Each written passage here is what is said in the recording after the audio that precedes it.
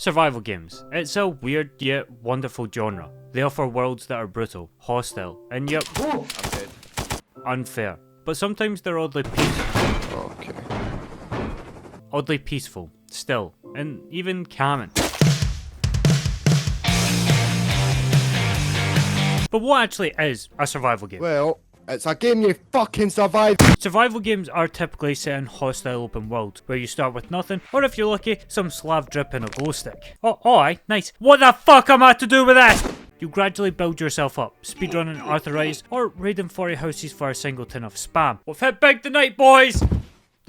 Stew. All while surviving against the elements of the world and your own well-being, whether that's the basic needs of food and water, or fighting off other players and enemy AI that reside within the world. What do you mean they weren't hostile? You'll collect resources, build bases, and survive, with most survival games having no set goals, giving you the freedom to explore and shape the world to how you please. It's your world. Build a cobblestone cock, I don't care.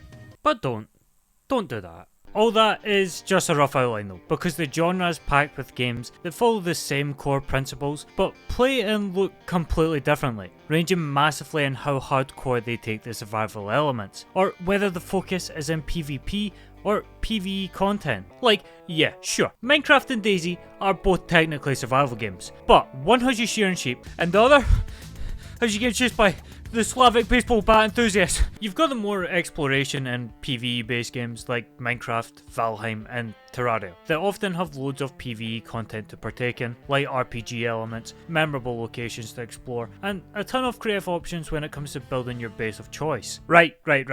What is wrong with you? But then you've got the war-torn hellscapes like Rust, Ark and DayZ.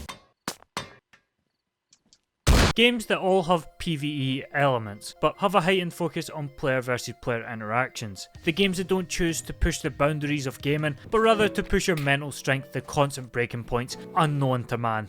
I'll be back in 5, just go to get my dinner. No, correct me if I'm wrong, but I'm pretty sure I left my base there. So where the fuck is it? So, your morals, aye? Fucking eradicate them. Get them gonzo. Slap the integrity out of your soon-to-be lobotomized rat brain. Because surviving requires you to become the slimiest of rats. I have done some very bad things. I can give you this. Things of which I am not proud. Hi.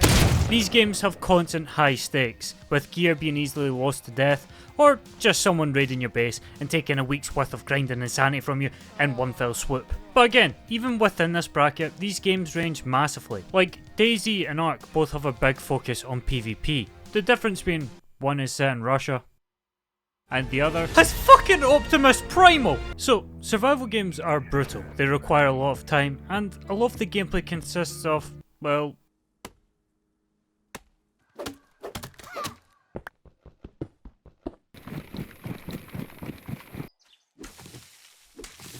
this. So how in the sheep shagging hell is this fun? A question that anyone who doesn't play the genre will ponder. Because for anyone looking in, it looks like a bunch of glue sniffing cavemen enjoying some manual labour. And yes, they're exactly correct. But there's a method to the madness. Like, Christ, the highest selling game of all time is technically a survival game. Nobody fucking asked you, leave! Pinning down what exactly makes these games so popular is hard, because it's not one specific feature that makes these games so broadly beloved. There's so many different aspects that people like about these games. Plus the fact, survival games are unconventional. They go against the norms standardised by the industry. I mean, I wouldn't call this standard. They're not funneling you down linear paths holding your hand, nor do they abide by the norms of the open world genre. They are some of the only games that give the player total freedom, whilst keeping a compelling sandbox that incentivises and rewards, which is why they can feel so fresh and are home to so many memorable moments. Although, playing Rust will come with the side effect of losing any hope for humanity, because everyone in that game is a fucking demon, spawned in about 40 times just to get clobbered by another wee cretin with no gear but a rock. They literally have nothing to gain, but nah, my head needs clobber. But to me, the foundation that brings everything together is the progression. Now, survival games have a unique progression model, which makes sense for a survival game. I mean, it's pretty much basic survival and acquisition.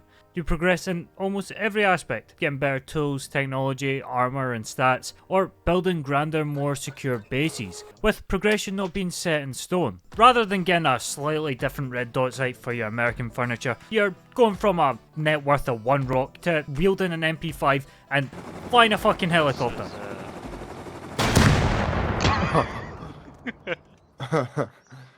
Alright, mate. But you also progress in non-tangible ways, like your knowledge of the world, and how your relationship with these worlds constantly change depending on your status, changing how you interact with the world, where you can go, or even how online players interact with you. Never mind, they'll fucking kill you. Which all culminates in creating some of the most meaningful and satisfying progression curves in gaming. Going from struggling to survive with no gear, to building your dream base, being able to relax, use the gear you want, enjoy the small things, and explore the world, or even burn everything to the ground. It can just be such a rewarding experience, even if that comes at the sanity of others. Oh Christ. They manage to make each small bit of progress you make feel like a victory in itself. And the best survival games don't stop there, usually providing incentives or scaling difficulty, bringing in new threats to keep the game interesting past the initial struggle. And with the PvP focused games, the progression not being permanent keeps it exciting, as the threat of online players is always there.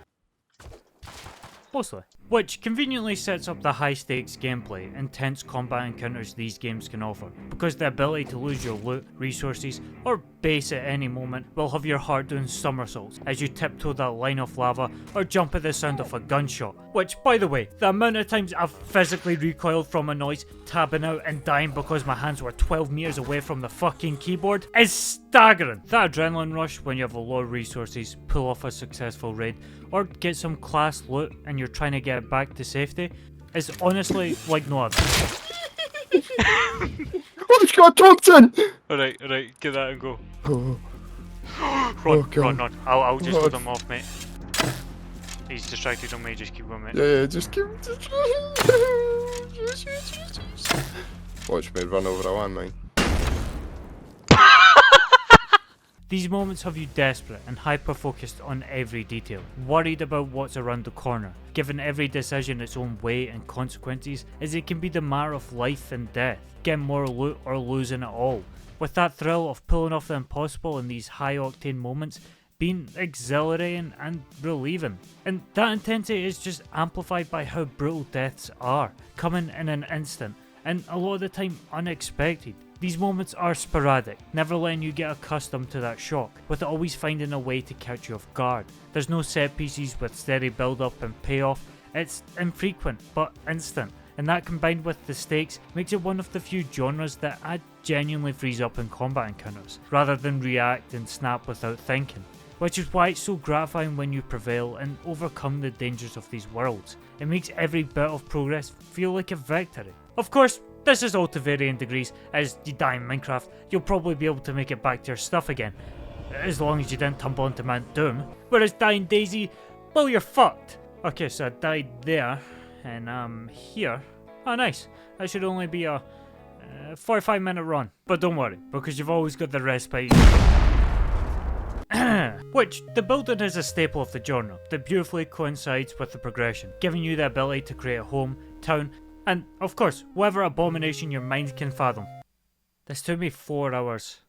It's just a fucking gate. The genre tackles building in multiple different ways, whether it's the more rigid grid systems, or ones that allow for more personalisation and fine-tuning. Some partially obey physics, others do not. Some make the priority aesthetics, and others make the priority defense. This is ugly, but fuck is anyone getting in? Oh fuck, wait, how did I get in? The building gives an excuse to be creative, and the survival elements give a meaning and purpose to what you build, making it pretty rewarding when you make something you're proud of. You're not building something and forgetting about it moments after. You're building it and living in it. Which, to be fair, is probably a negative if you can't build. Okay, in my defense, I'm colorblind. There's just something so satisfying about carving out your own space in these worlds and making a home, or just leaving your mark. It allows for limitless player expression, or even strategy when it comes to defense. But an often overlooked aspect of the genre is the atmosphere and vibes these games can offer. It's a genre that can indirectly make you feel so many different things. The warmth of being with friends, the unsettling isolation of being alone, the melancholy of Minecraft, the excitement of discovery, the dread of what you can't see, or the pure brain rot whenever you try to interact with a Rust player. I think isolation is a key one, because there's no other genre that makes you feel this alone. Sure, you've got horror games, but at least you've got someone there, even if they want to devour your ass. Like, come on, Strong Fat is quite cute. Fucking Strong Fat. That is genuinely his nickname. Like, I would have said Shackles or something, but nah, these cunts are ruthless. Especially in games like DayZ, you really feel the lack of presence.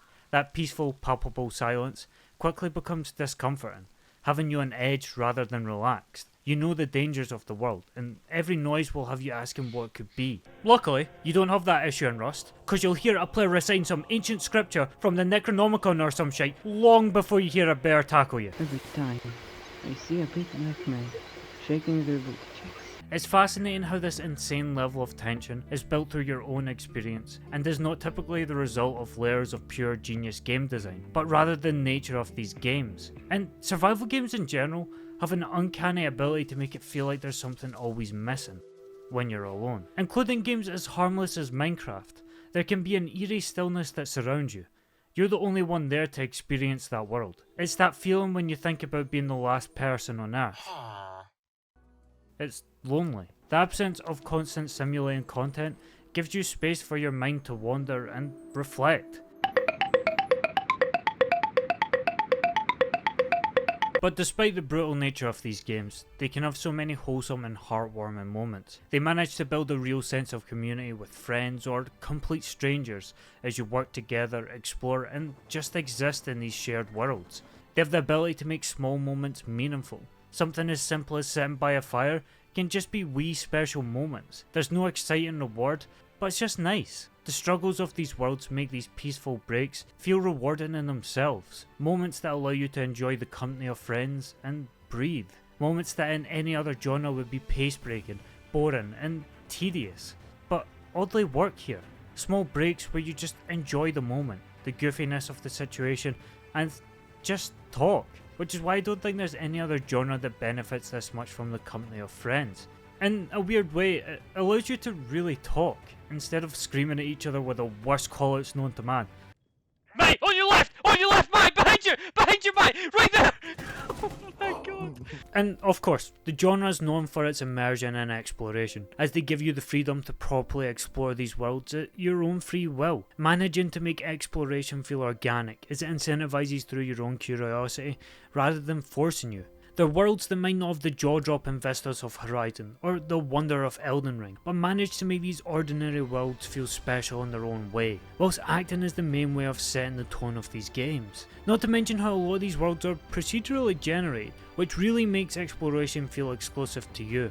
You're the first to see these landscapes. They may not be as grand as handmade environments, but they're unique and natural, and it makes finding those beautiful landscapes all the more meaningful and unpredictable. I'll always prefer handmade environments, but it works here because survival games are worlds that are there to be moulded by the sandbox and to be infinitely replayable, to accommodate for your own unique adventure. However, the brilliance of survival games open worlds don't just come from the beauty or skill, but how they make exploration always feel like a journey. Through their unpredictable nature and the core elements of survival games, every expedition is full of its own highs and lows, with a story always left to tell. It ties back all the core elements of the genre, as you need to prepare, survive the world, gather resources, or even plan new base locations. And it's just fun learning how to navigate these worlds.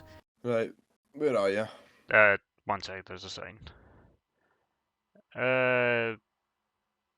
No fucking idea. Rather than having exciting traversal mechanics, the genre uses its strengths to make exploration not just a means to an end, making navigation a challenge itself, where the journey becomes just as important as the destination, like Gandhi said or something, I don't know. But, as I've said before, what makes these games truly special is the blank canvas that allows for your own story to unfold. I have countless memories across the genre of just the coolest shit happening, not because of scripted set pieces, but because of the tools and worlds these games provide to create so many fun and unique situations. Small things like proximity chat allow for endless possibilities as it makes your own speech a mechanic. Granted, most will probably just use it for racial slurs, but the ability to say anything leads to so many fun and unpredictable encounters. Oh, you watching midget porn? Allowing you to approach situations in similar ways you'd approach something like an immersive sim or RPG. But rather than talking to something adherent to the traditional forms of game design, you're talking to a racist, or a racist that doesn't have a mic. It's one of the two. It ends up with you building genuine rivalries and friendships with other players as you try to coexist in these shared worlds. Oh. I heard like it's gonna... What was that? Reign of Kings, a game you've probably never heard of unless you're one of the 10 people that still play it. Playing Reign of Kings was some of the most fun I've ever had in a game. Not because it's a well-made masterpiece with ingenious game design, because it's not. It is the literal opposite. It's shite. It was riddled with issues, barely supported by the devs, and I mean, just look at it. Fucking look at it. Granted, this was when I was about 15, a time before my favourite pastime was pissing and shitting. But despite all that, what made this game special to me was the experiences. It was shallow, but it just gave the right amount of tools and incentives to get players really engaging with each other in the sandbox in interesting ways. I'll always remember when pretty much the whole server agreed to meet up and storm the king's castle together, after the king raised the tax. It was one of the coolest moments I've ever had in a game, storming up this bridge with 20 other complete strangers, all united to overthrow the king and his 4 mates. It doesn't sound that special when comparing it to the scale of AAA games, but being an authentic, genuine moment where players united together is special in a way no AAA experience can deliver. Like, come on, Gran Turismo wishes its driving mechanics were this good. All that being said, however, is this entire video a quote for me spending 400 hours in DayZ? Yes, because the more PvP games tend to be a lot less approachable, whether it's bugs, jank, or the satisfaction for time played feeling like a subatomic slap to the face. Not to mention the insane requirement of being there 24/7 unless you want to get raided on more hardcore servers. Fucking hell, Stu, what is it? You've phoned me 5 times! I'm at work! We're getting raided. Oh shit, I'll be on in 5 minutes. But that's one very specific part of the genre, and what makes this genre great is how it offers something for everyone. Some just want to raise a family of prehistoric dinosaurs, and others just want that high stakes adrenaline rush. Some just want to experience that unforgiving environment that any little thing is a victory. And others just want to build in Minecraft. Oh, for fuck's sake, right, enough, your building rights have been revoked! It's a genre untouched by the AAA behemoth, dominated by smaller teams that rose to their success, creating games that give you the freedom other genres promise. Games that completely go against the rise of engagement-based design, having confidence in the players to keep interested, which in doing so creating some of the most immersive and refreshing experiences in gaming. Every moment may not be a thrill, with possibly some of the lowest lows in gaming, but it's the potential to experience highs like no other that make these moments stand above any other.